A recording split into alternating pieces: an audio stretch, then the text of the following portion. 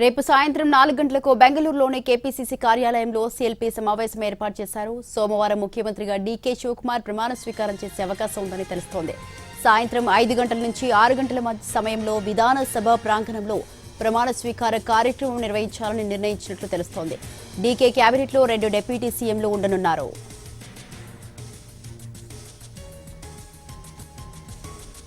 Right, దీనికి సంబంధించి మరింత సమాచారాన్ని మా ప్రతినిధి రాజు లైవ్ లో అందిస్తారు. రాజు, చెప్పండి, రేపు సాయంత్రం 4 గంటలకైతే బెంగళూరులోని కేపీసీసీ కార్యాలయంలో సీఎల్పీ సమావేశం ఏర్పాటు చేశారు. దీనికి సంబంధించి మీ దగ్గర ఉన్న అప్డేట్స్ ఏంటి? స్వాతి, కర్ణాటక ముఖ్యమంత్రిగా సిద్ధరామయ్య రాజీనామా చేయడంతో ఆ రాజీనామాను గవర్నర్ ఆమోదించారు. సో ఇప్పుడు కొత్త ముఖ్యమంత్రిని ఎన్నుకునేందుకు కూడా ప్రొసీజర్ అనేది స్టార్ట్ చేయాల్సినటువంటి అవసరం ఉంది. ఎందుకంటే కాంగ్రెస్ పార్టీకి సంబంధించినటువంటి ఎమ్మెల్యేలందరూ కూడా సమావేశం ఉంటుంది. దాన్ని సిఎల్పి సమావేశం అంటారు. సిఎల్పి సమావేశంలో సిఎల్పి లీడర్గా ఎవరిని ఎన్నుకుంటారు ఏంది అనేది కూడా ఒక ప్రొసీజర్ అనేది జరుగుతుంది. దానికి సంబంధించి రేపు కర్ణాటక పార్టీకి సంబంధించి అంటే కాంగ్రెస్ పార్టీకి సంబంధించినటువంటి పిసిసి కార్యాలయంలో రేపు సాయంత్రం 4 గంటలకు ఏదైతే సిఎల్పి సమావేశం జరిగే అవకాశం ఉంది. దానికి సంబంధించి ఇప్పటికే కాంగ్రెస్ పార్టీకి సంబంధించినటువంటి కర్ణాటక ఎమ్మెల్యేలందరికీ కూడా సమాచారం అందుతుంది. పార్టీకి సంబంధించినటువంటి సీనియర్ నేతలు దీన్ని కోఆర్డినేట్ కూడా చేస్తున్నటువంటి పరిస్థితి కనిపిస్తుంది. ఎందుకంటే అటు ముఖ్యమంత్రిగా ఉన్నటువంటి సిద్ధరామయ్య రాజీనామా చేయడం, ఆ రాజీనామాను ఆమోదించడంతో ఇప్పుడు కొత్త ఏదైతే ముఖ్యమంత్రిని ఎన్నుకోవాల్సినటువంటి అవసరం ఉంది. గవర్నర్ కూడా ఈ విషయాన్ని ఇప్పటికే సిఎస్ కు సమాచారం అందించారు. అంటే ఎవరైతే రాజీనామా చేసినటువంటి సిద్ధరామయ్యకు సంబంధించినటువంటి లేఖను కూడా అంటే రాజీనామాను ఆమోదించాము. సో తదనంతర ప్రొసీడింగ్స్ అన్ని కూడా యాజ్ పర్ కాన్స్టిట్యూషన్ అంటే రాజ్యాంగం ప్రకారం అవన్నీ కూడా కొనసాగుతాయి.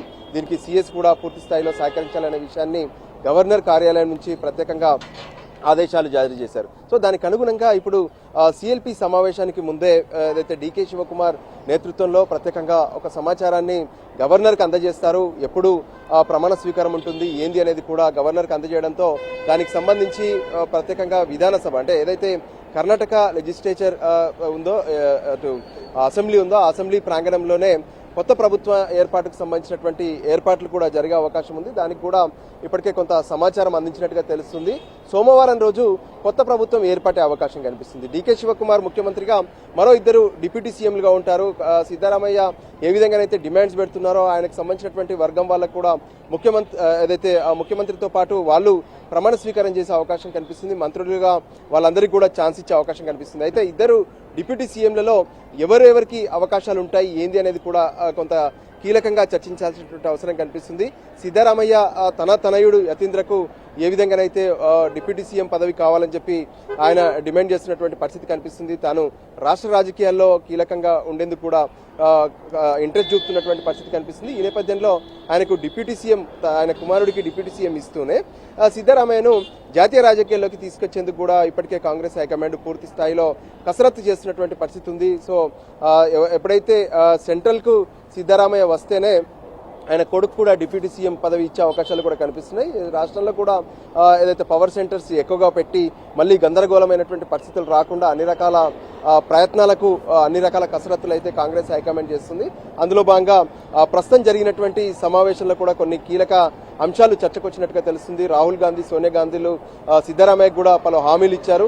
దానికి అనుగుణంగా రేపు సిఎల్పి సమావేశం ఉంటుంది.